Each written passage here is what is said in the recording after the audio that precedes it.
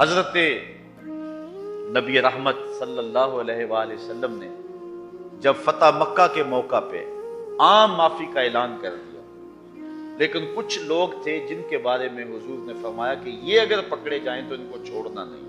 ان میں ایک کعب بن زہیر بھی۔ تو کعب بن زہیر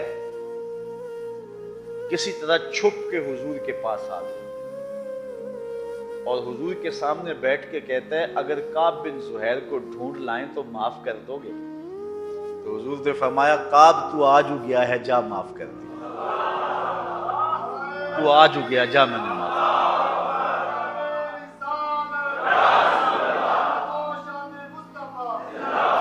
تو جو کعب تھا اب حضرت کعب بنا۔ عرض کی حضور اس زبان سے آپ کی حجب کہا کرتا تھا، اب اجازت ہو تو آپ کی نعت پڑھنا چاہتا ہوں۔ حضور نے فرمایا کعب ذرا ٹھہرو، ممبر بچھا لینے دو۔ ممبر بچھ گیا، حضرت کعب ممبر پہ بیٹھ گئے اور انہوں نے اپنا مشہور قصیدہ پڑھا بانت سواد۔ اور جب اس شعر پہ پہنچے ان الرسول لنور یستضاء بہ مہند، ان الرسول لنور، بغیر کسی شک کے، بغیر کسی شبہ کے اللہ کے رسول نور ہے۔ یستضاء بہ، ایسا نور جس سے پورا زمانہ چمک رہا ہے۔ مہند من سیوف اللہ مسلول، یہ اللہ کی تنی ہوئی تلوار ہے۔ اللہ اکبر۔ شاید اعلیٰ حضرت اسی کا ترجمہ کیا ہے، چمک تجھ سے پاتے ہیں سب پانے والے، میرا دل بھی چمکا دے۔ حضرت کعب بن زہیر نے جب یہ شعر پڑھا نا تو روایات میں آتا ہے حضور نے اپنی چادر اتار کے حضرت کعب بن زہیر پہ پھینک دی۔ پھر ساری زندگی اس چادر کو حضرت کعب نے اپنے سینے سے لگائے رکھا۔ حضرت امیر معاویہ رضی اللہ تعالی عنہ نے حضرت کعب سے کہا 10,000 درہم لے لو، یہ چادر دے دو۔ اس دور میں 10,000 درہم کتنی قیمت بنتی ہے؟ کہا یہ نہیں میں دے سکتا۔ اور جب حضرت کعب بن زہیر کا انتقال ہوا تو حضرت امیر معاویہ رضی اللہ تعالیٰ عنہ نے 20,000 دراہم کے اندر اس چادر کو ان کے خاندان سے خریدا۔ اور پھر جب بھی کوئی بادشاہ تخت نشین ہوا کرتا تھا تو اعزاز یہ تھا کہ وہ چادر اڑا کرتا تھا۔ ایک اور صحابی ہیں حضرت نابغہ جادی رضی اللہ تعالی عنہ، بڑی طویل عمر پائی ہے۔ انہوں نے حضور کی شان میں لب کھولے اور شعر کہے اور کہتے گئے، حتیٰ کہ 200 شعر حضور کی شان میں کہے، 200 اشعار حضور کی شان میں کہے۔ پھر آقا کریم علیہ السلام نے ان کے لیے دعا دی۔ اب دعا کے لفظ حضور نے کہا لا یفدد اللہ فاقہ، اللہ تیرے منہ کی مہر نہ توڑے، اللہ تیرے منہ کی مہر نہ توڑے۔ آپ کی عمر 100 سال سے زیادہ ہو گئی تھی لیکن دانت سلامت تھے۔ حضرت قرز بن اسامہ کہتے ہیں میں نے خود دیکھا حضرت نابغہ جادی کو، ان کے دانت بڑھاپے میں بھی اولوں کی طرح چمکدار تھے، کیونکہ حضور نے جو دعا دی تھی کہ اللہ تیرے منہ کی مہر کو نہ توڑے۔ حضرت حسان بن ثابت رضی اللہ تعالی عنہ حضور کی مدح کیا کرتے تھے، حضور کی تعریف کیا کرتے تھے، عظمتوں کا بیان کیا کرتے تھے، اور آقا کریم ان کو دعا دیتے اللہم ایدہ بروح القدس، اے اللہ روح القدس سے ان کی مدد فرما۔ اللہ اکبر۔ تو صاحبو یہ اعزاز ہے، یہ ہماری تکریم ہے کہ ہم اس سعادت مندی کو حاصل کریں، اور آج اسی عنوان سے جو ہے ہم نے یہ بزم سجائی۔ گو ممکن نہیں ہے لیکن سعادتوں کو حاصل کرنے کے لیے آج ہم یہاں جمع ہوئے ہیں۔ میں آپ کے سامنے حضور کی عظمتوں پر مشتمل 4-5 احادیث رکھنا چاہوں گا اور آپ کی توجہ اس کی طرف مبذول کرنا چاہوں گا۔ حضور علیہ الصلوۃ والسلام ہماری مدح و ستائش کے اور ہمارے بیان کے محتاج نہیں ہیں، بلکہ حضور کا تو نام ہی ایسا ہے جب زبان سے نام لو تو حضور کی مدح ہو جاتے ہیں۔ محمد کا معنی ہے الذی یحمد حمدا بعد حمد، محمد وہ ہوتا ہے جس کی بار بار تعریف کی جائے۔ اچھا کافروں نے کہا کہ یار عجیب بات ہے، تم محمد بھی کہتے ہو اور عیب بھی لگاتے ہو، محمد تو ہوتا ہی وہ ہے جس کی بار بار تعریف ہو، اور تم ساتھ یہ لفظ بھی بولتے ہو، ساتھ برا بلا بھی کہتے ہو۔ ایک کام کرو نا، اہل لغت ہو، یا تو لفظ محمد کہنا چھوڑ دو یا عیب لگانا چھوڑ دو۔ انہوں نے کہا کہ عیب لگانا تو نہیں چھوڑیں گے، چلو ہم لفظ محمد آج کے بعد نہیں بولیں، اپنے طور پہ نام بدل کے مزمم کہنا شروع کر۔ مزمم کا معاذ اللہ معنی بار بار مذمت کیا گیا۔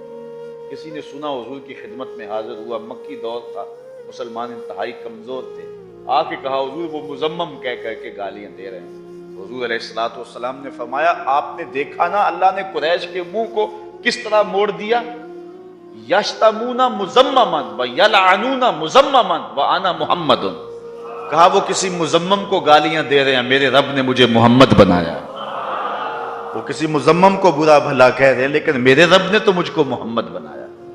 تو حضور کا نام ہی ایسا ہے، اگر کوئی اور لفظ نہ بھی بولے، نام ہی لے حضور کا، اللہ اکبر، حضور کا نام ہی لے تو یہ حضور کی مدح و ستائش ہے اور حضور کی عظمتوں کا بیان ہے۔ حضور نبی رحمت صلی اللہ علیہ وسلم نے اپنی مدح خود فرمائی اور اپنی عظمتوں کا بیان صحابہ کے سامنے رکھا۔ حضور نے ارشاد فرمایا ان اللہ اصطفى کنانہ من ولد اسماعیل واصطفى قریش من کنانہ واصطفى من قریش بنی ہاشم واصطفانی من بنی ہاشم، اللہ نے ساری اولاد آدم سے کنانہ کو منتخب فرمایا، پھر کنانہ سے اللہ تعالیٰ جل شانہ نے قریش کا انتخاب کیا اور قریش سے بنو ہاشم کا انتخاب کیا اور فرمایا اللہ نے بنو ہاشم سے محمد کا انتخاب کیا، میرا انتخاب کیا۔ تو اس پوری کائنات میں قدر و منزلت کے اعتبار سے سب سے اشرف اور سب سے افضل اور درجوں کے اعتبار سے سب سے اونچے شخص کا نام محمد مصطفیٰ صلی اللہ علیہ وسلم۔ حضرت انس رضی اللہ تعالیٰ عنہ سے روایت ہے قال قال رسول اللہ صلی اللہ علیہ وسلم انا اکثر الانبیاء تبعا یوم القیامہ وانا اول من یقرع باب الجنہ۔ صحیح مسلم کے اندر روایت ہے، حضور نے فرمایا قیامت کے دن سب سے زیادہ جس کے تابعین اٹھیں گے، جس کے اتباع کرنے والے اٹھیں گے، اور حشر کے میدان میں جس کے غلاموں کا ہجوم زیادہ ہوگا، فرمایا وہ میں ہوں۔ ایک حدیث میں آتا ہے حضور نے فرمایا جنت میں کل 120 صفیں ہیں، جنت میں کل صفیں جو ہیں وہ 120 ہیں، اور فرمایا 80 صفیں صرف میری امت کی ہوں، آدم علیہ السلام سے لے کے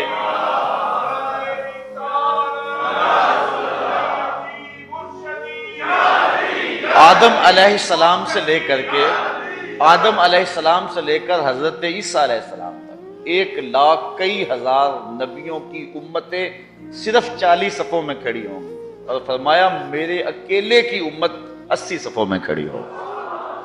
یہ حضور علیہ السلام کا اعزاز ہے، اور اسی لیے حضور نے فرمایا کہ میری امت میں اضافہ کرو چاہے کچے بچے سے ہی کیوں نہ، تاکہ کل قیامت کے دن کثرت امت کی وجہ سے میں نبیوں میں فخر کروں گا۔ تو فرمایا قیامت کے دن اپنے ماننے والوں کے اعتبار سے میں نبیوں میں سب سے اول ہوں اور کثرت سے ہوں، وَأَنَا أَوَّلُ مَنْ يَقْرَعُ بَابَ الْجَنَّةِ، جو سب سے پہلے جنت کا دروازہ کھٹکھٹائے گا وہ بھی میں ہی ہوں۔ سب سے پہلے حضور جنت کا دروازہ کھٹکھٹائیں گے، حضور کے پیچھے امت ہو۔ اعلی حضرت بولے پیش حق مجدہ شفاعت کا سناتے جائیں گے، آپ روتے جائیں گے ہم کو ہنساتے جائیں گے، وسعتیں دی ہے خدا نے دامن محبوب کو، جرم کھلتے جائیں گے اور وہ چھپاتے جائیں گے۔ حشر کے میدان میں حضور فرمایا میں نبیوں میں فخر کروں گا، نبیوں میں افتخار ہوگا میرا۔ تو معلوم ہوا جو محشر کا دن ہے یہ حضور کی عظمتوں کا سب سے بڑا جلسہ ہے، یہ حضور کی عظمتوں کا سب سے بڑا جلسہ ہے۔ اعلی حضرت یہاں بولے فقط اتنا سبب ہے انعقاد بزم محشر کا، فقط اتنا سبب ہے انعقاد بزم محشر کا کہ ان کی شان محبوبی دکھائی جانے والی، اس لیے محشر کا میدان سجایا جائے گا کہ دنیا کو پتا چلے کہ محمد عربی صلی اللہ علیہ وسلم کی عظمتوں کے پھریرے کیسے لہرائے جا رہے ہیں۔ حضرت جابر رضی اللہ تعالی عنہ سے روایت ہے جس کو امام بخاری نے بھی روایت کیا، امام مسلم نے بھی روایت کیا۔ قال قال رسول اللہ صلی اللہ علیہ وسلم اوتیت خمسا لم یوتہن احد قبلی، حضور فرمایا مجھے 5 چیزیں ایسی دی گئی ہیں جو میرے علاوہ کسی نبی کو نہیں دی گئی، مجھے 5 ایسی چیزیں عطا کی گئی ہیں جو میرے علاوہ کسی اور کو نہیں دی گئی۔ پہلی چیز، نصرت بالرعب مسیرۃ شہر، اللہ نے میری مدد رعب سے کی ہے، یعنی میں 1 مہینے کے فاصلے پر ہوتا ہوں، دشمن کے دل پر پہلے ہی رعب پیدا ہو جاتا۔ ایک تو اللہ نے میری یہ مدد کی ہے جو میرے علاوہ کسی اور کی مدد نہیں ہوئی۔ دوسرا، وَجُعِلَتْ لِيَ الْأَرْضُ مَسْجِدًا وَطَهُورًا، اللہ نے پوری کائنات کو میرے لیے مسجد اور پاک بنایا ہے۔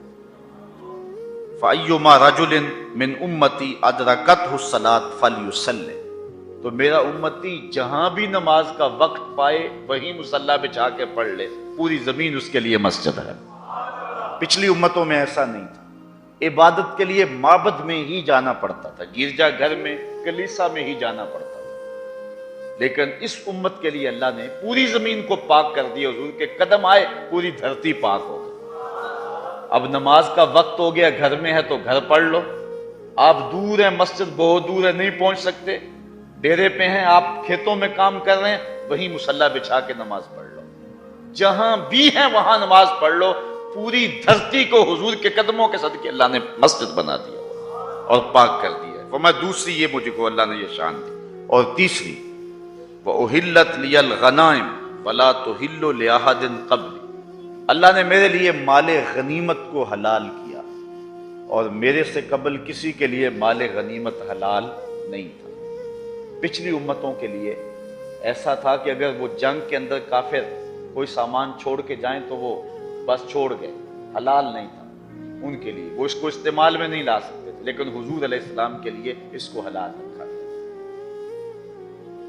چوتھی چیز، وَأُوتِيتُ الشَّفَاعَةَ، اللہ اکبر، فرمایا چوتھی چیز اللہ نے مجھ کو شفاعت کا حق دیا ہے، میں شفاعت کروں گا قیامت کے دن۔ حضور نے فرمایا میرے اللہ نے مجھے 2 چیزوں میں ایک کو اختیار کرنے کا اختیار دیا، یا تو محبوب یہ چیز پسند کر لو کہ آدھی امت بغیر حساب کے جنت میں، آدھی کا حساب لے لے گے، یا پھر حق کے شفاعت لے لو۔ حضور فرماتے ہیں میں نے آدھی امت والا سودا نہیں کیا، میں نے حق کے شفاعت لے لیا۔ اب آپ سمجھ تو گئے ہوں گے کہ حضور نے حق کے شفاعت کیوں لیا ہے۔ حضور نہیں چاہتے کہ میرا کوئی امتی جہنم میں جائے، حضور شفاعت کر کے سب کو جنت میں لے جائیں۔ اللہ اکبر۔ وہ کسی نے کہا نا کہ وہ اپنا مقدمہ کیسے ہار سکتا ہے جس کے حضور وکیل ہوں، تو میں نے کہا یار یوں نہ پڑھو، حضور ہمارے وکیل نہیں ہیں اس معنی میں، ایڈوکیٹ کے معنی میں، بلکہ ہمارے شفیع ہیں۔ وکیل اور شفیع میں فرق ہوتا ہے۔ وکیل کہتا ہے جج کو کہ صاحب میرے موکل نے یہ جرم نہیں کیا لہذا چھوڑ دو، اگر جرم ثابت ہے تو سزا پکی ہے۔ وکیل کہتا ہے میرے موکل نے جرم نہیں کیا لہذا چھوڑ دو، شفیع کہتا ہے سب کچھ کیا ہے، میرا آنا دیکھ لو۔ حضور قیامت کے دن وکالت نہیں کریں گے، شفاعت کریں گے۔ یہ نہیں کریں گے کہ مالک انہوں نے کیا کچھ نہیں، کہیں گے مالک سب کچھ کیا ہے، میری پھیلی ہوئی زلفوں کو دیکھ لیا جائے۔ پھر حضور شفاعت کریں گے، ساری امت کا کام بن جائے گا۔ تو کہا اللہ نے مجھے شفاعت کا حق دیا۔ اور 5ویں چیز، وَكَانَ النَّبِيُّ يُبْعَثُ إِلَىٰ قَوْمِهِ خَاصَّةً وَبُعِثْتُ إِلَى النَّاسِ عَامَّةً، باقی جتنے بھی نبی آئے ہیں وہ کسی خاص قوم کی طرف مبعوث ہوئے ہیں۔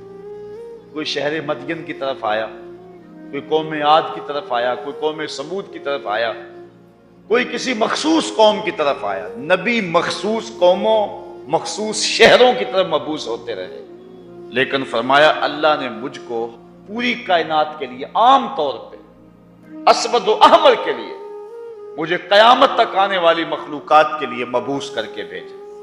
تو حضور کی امت کی عمومیت اور آقا کریم علیہ الصلوۃ والسلام کی یہ وسعت، تو کہا یہ 5 وہ چیزیں ہیں جو اللہ نے میرے علاوہ کسی اور نبی کو نہیں دی۔ اللہ اکبر۔ لوگوں سے امتیاز تو کیا، نبیوں میں امتیاز ہے حضور۔ آل حضرت بولے خلق سے اولیاء، اولیاء سے رسل، اور رسولوں سے اعلیٰ ہمارا نبی۔ تمام مخلوقات سے ولی افضل ہیں، ولیوں سے نبی افضل ہیں، نبیوں سے رسول افضل ہیں، اور رسولوں کا لاڑا آمنہ کا راج دلارا ہے۔ ترمذی شریف کی حدیث، حضرت ابو سعید خدری رضی اللہ تعالیٰ عنہ، قال قال رسول اللہ صلی اللہ علیہ وسلم آنا سید ولد آدم یوم القیامہ، کہا قیامت کے دن میں ساری اولاد آدم کا سردار ہوں، ولا فخرا، اور اس بات پر فخر نہیں کرتا، بطور فخر نہیں کہہ رہا، تحدیث نعمت کے طور پہ کہہ رہا، وَبِيَدِي لَوَاءُ الْحَمْدِ وَلَا فَخْرَ، اور میرے ہاتھ میں حمد کا جھنڈا ہوگا اور میں فخر نہیں کرتا، وَمَا مِن نَبِيٍّ يَوْمَئِذٍ آدَمَ وَمَنْ سَوَاهُ إِلَّا تَحْتَ لِوَائِي، اور حضرت آدم علیہ السلام سے لے کر حضرت عیسیٰ تک جتنے نبی ہیں سارے میرے جھنڈے کے سائے تلے ہوں، وَلَا فَخْرَ، لیکن میں فخر نہیں کرتا، وَأَنَا أَوَّلُ مَنْ تَنشَقُّ عَنْهُ الْأَرْضُ وَلَا فَخْرَ، اور میں وہ شخص ہوں کہ جس کی سب سے پہلے قبر کشادہ ہو اور سب سے پہلے قبر سے باہر میں جلوہ فراز ہوں، ولا فخر، اور میں فخر نہیں کرتا۔ اچھا، اس پر صرف ایک نقطہ آپ کے سامنے رکھنا ہے جس کو ملا علی قاری علیہ رحمہ نے اس حدیث کی تشریح میں لکھا۔ حضور فرمایا سارے نبی میرے جھنڈے کے سائے تلے ہوں گے لیکن میں اس پہ فخر نہیں کرتا۔ تو ملا علی قاری فرماتے ہیں بات تو فخر والی ہے، کرتے کیوں نہیں؟ حضرت آدم ابو البشر، انسانیت کا نقطۂ آغاز، مسجود الملائک، جھنڈے کے سائے تلے کھڑے ہوں، بات فخر والی ہے کہ نہیں؟ نبی جھنڈے کے سائے تلے کھڑے ہوں، فخر والی بات ہے کہ نہیں؟ ایک زمانہ تھا کہ مجھے ایک شخص نے کہا کہ میری والدہ انتقال کر گئی تو چہلم کا ختم ہے، تو میں چاہوں گا کہ آپ آئیں اور خطاب کریں۔ چونکہ سفر 3-4 گھنٹے کا ہے، میں نے معذرت چاہی، مصروفیات بھی بہت ساری تھی۔ اس نے اصرار کیا لیکن میں نہ مانا، تو اس نے کہا کہ میں ایک بات آپ کو بتاتا ہوں، پھر آپ رہ نہیں سکتے، ضرور آئیں گے۔ میں نے کہا بتائیے، تو کہنے لگا کہ میرے والدہ کی تقریب ختم چہلم کے اندر بڑے نامور لوگ آ رہے ہیں اور ان میں ایک ایٹمی سائنسدان بھی آ رہے ہیں جن کو دیکھنے کا مجھے بھی شوق تھا، تو میں آرزو میں وہاں چلا گیا۔ تو میں جا کے اس شخص کو دیکھا کہ اس کے پاؤں زمین پہ نہیں لگ رہے تھے، حالانکہ ختم تھا ماں کا، اور ماں چلی جائے تو جہان اجڑ جاتا، لیکن خوشی سے اس کے زمین پر پاؤں نہیں لگ رہے تھے کہ اعلیٰ فوجی اور سول حکام میرے گھر میں ہیں اور ایک عالی نسب سائنسدان جس پہ ناز ہے وطن کو، وہ بھی میرے گھر کے اندر مہمان آیا ہوا ہے۔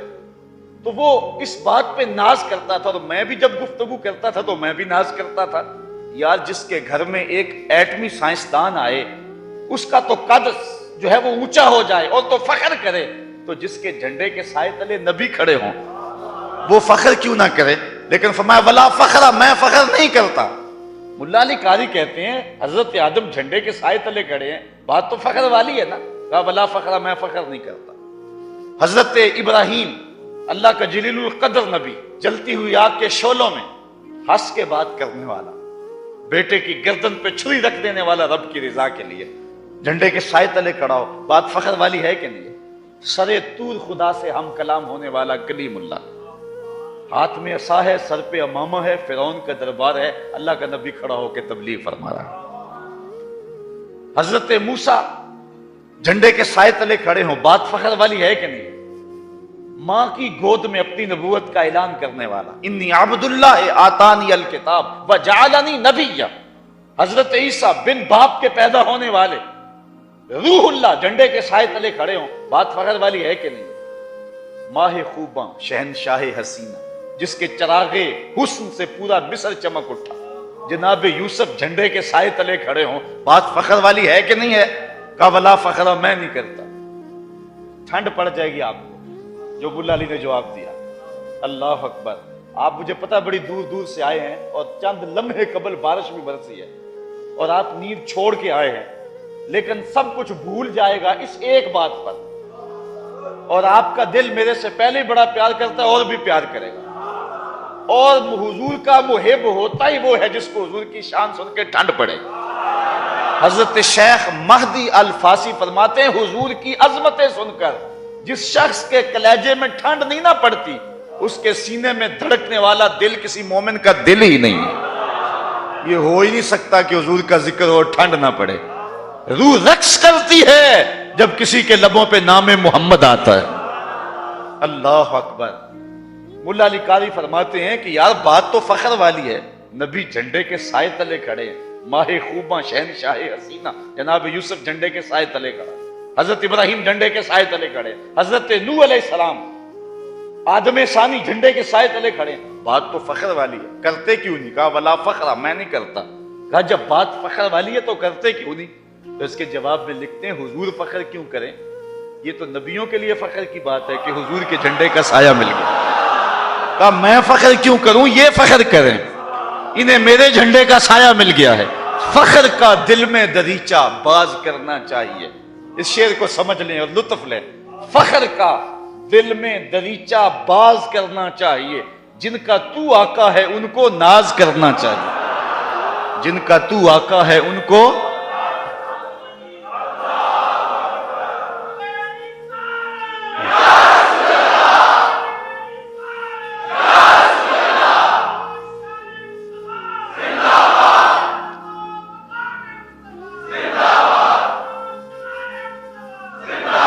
کوئی حد ہے ان کے عروج کی, بلغل اولاب کمال. کہا میں فخر کیوں کروں؟ فخر تو یہ کرے جنہیں میرے جھنڈے کا سایہ مل گیا. یار جنہیں حضور کے جھنڈے کا سایہ ملا وہ نبی ہو کے فخر کرے, تو پھر میں اور آپ فخر کیوں نہ کریں؟ میری خوش قسمتی میں تیرا امتی, میری خوش قسمتی میں تیرا. نبیوں نے آرزو کی, 12 نبیوں نے تمنا کیا کہ حضور کی امت سے. ہم نے کوئی تمنا کی, کوئی آرزو کی, کوئی منت مانی, کوئی راستہ دیکھا, کوئی انتظار کیا, آنکھیں پتھرائیں, کیا ہوا؟ سوئے تھے مقدر جاگے.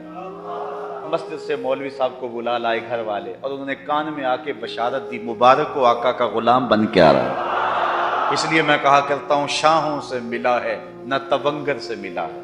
اللہ کا عرفان اسی در سے ملا ہے. اوروں کو ملا ہے تو مقدر سے ملا ہے, مجھ کو تو مقدر بھی تیرے در سے ملا. یہ میرا احساس, یہ آپ کا احساس. مضمون ابھی اور بھی ہے, لیکن ندانم قدامی سخن گوئے مت کہ والا تری زانچے من گوئے مت چے وصفت کو ند سادیے نا تمام. شیخ سادی کہتے ہیں چے وصفت کو ند سادیے نا تمام. کہتے ہیں نا تمام سادی کیا آپ کا وصف بیان کرے. پھر کہتے ہیں علیک الصلاۃ ہے نبی والسلام. بس اتنی بات ہے, آقا آپ پر صلاۃ بھی ہو, آپ پر سلام بھی ہو, بس یہی بات ختم ہوتی ہے. علیک الصلاۃ ہے نبی والسلام. چے وصفت کو نند, کیسی حد کر دی شیخ سادی. چے وصفت کو نند سادیے نا تمام. اللہ اکبر. ایک جگہ فرماتے ہیں حسنش غایت دارت نہ سادی را سخن پائیں بمیرت تشنا مستسقی بدریا ہم چنا باقی. وہ کہتے ہیں نہ تو سادی کی باتیں ختم ہوتی ہیں نہ تیرا حسن ختم ہوتا ہے. تو فرماتے ہیں کہ پھر دریا کے کنارے جو مستسقا کا مریض تھا وہ پیاسا مر گیا, نہ اس کا پیٹ بھرا اور نہ ہی دریا ختم ہوا. ساری زندگی بھی لگے رہیں حضور کی عظمتوں کا بیان بھی ممکن.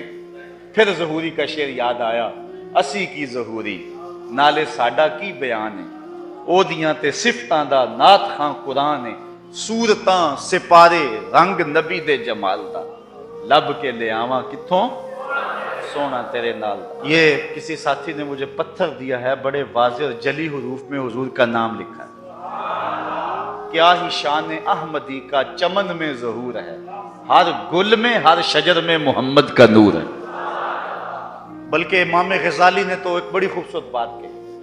آپ فرماتے ہیں پوری کائنات اسی نام کا مظہر ہے, اسی نام کا چرچا. فرماتے ہیں انسان اپنی صورت کو دیکھے, الراسو مدور کل میم, سر میم کی طرح گول ہے, والیدان کل ہا, دونوں ہاتھ ہا کی طرح, والبطن کل میم ثانی, پیٹ دوسرے میم کی طرح, والرجلان کل دال, ٹانگیں دال کی طرح. تم انسان بنے پھرتے ہو, وہ نام محمد کا نقشہ دیکھ رہا. کہتے آؤ اپنی نماز کو دیکھو, القیام کل الف, نماز کے اندر جو قیام ہے یہ الف کی طرح ہے. والرکوع کل ہا, رکوع ہا کی طرح ہے. والسجدہ تو کل میم, سجدہ میم کی طرح ہے. والتشہد کل دال, تشہد دال کی طرح ہے. تم نماز پڑھ رہے ہو, وہ نام احمد کا نقشہ دیکھ رہا ہے. گلی گلی میری یاد بچھی ہے, پیارے رستہ دیکھ کے چل. گلی گلی میری یاد بچھی ہے, پیارے رستہ دیکھ کے چل. مجھ سے اتنی باشت ہے تو میری حدوں سے دور نکل۔ کبھی کہیں نام نظر آتا، کبھی کہیں نام نظر آتا، اسی نام کے چرچے ہیں، اسی کے پھریرے لہرائیں گے اور اسی کی برکتیں۔ یہ نام کوئی کام بگڑنے نہیں دیتا، یہ نام کوئی کام بگڑنے نہیں دیتا، بگڑے بھی بنا دیتا ہے نام محمد صلی اللہ علیہ